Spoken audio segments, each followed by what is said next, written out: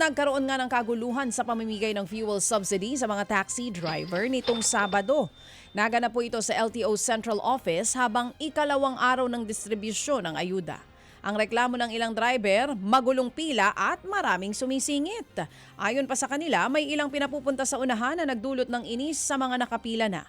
Ang hiling nila, mas maayos na sistema para maiwasan ang gulo. Sa kabila po niyan, inihayag ng LTFRB na mahigit 1,000 taxi drivers na ang nabigyan ng tulong. Personal na binabantayan ng mga opisyal ang pamimigay ng ayuda sa mga benepisyaryo.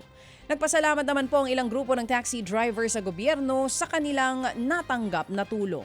Kasabay nito, hiling din nilang mapalawak pa ang ayuda para walang maiwanan na driver.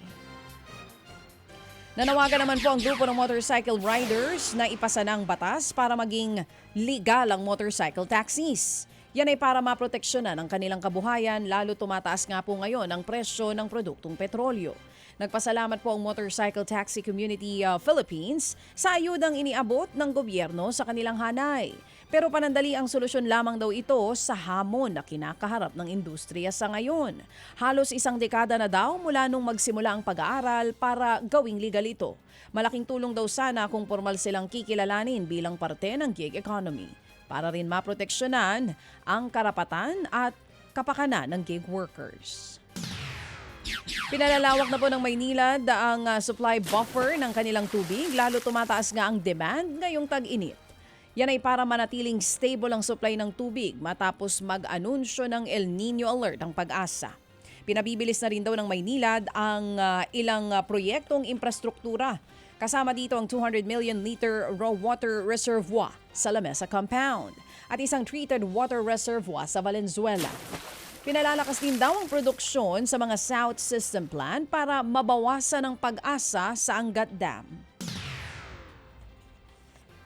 Mga kapatid, para sa iba pang mga balita at impormasyon, sundan niyo po kami sa X, Instagram, Facebook at syempre sa TikTok, True Network PH. Mag-subscribe din po kayo sa aming YouTube channel, True Network. May website din po tayo, truenetwork.ph. At pwede nyo rin po kaming mapanood sa Channel 19 ng aming True FM TV. Lagi pa rin makinig sa radyo dito po sa 105.9 True FM dahil dito, laging true sa'yo, kapatid. Ito tayo sa totoo, tunay at tapat.